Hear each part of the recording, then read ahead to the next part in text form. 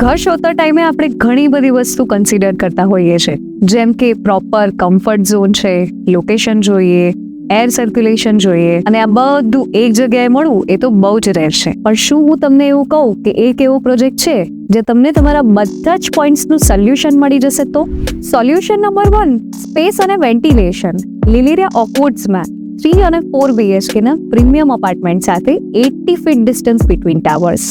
Solution number 2, convenience.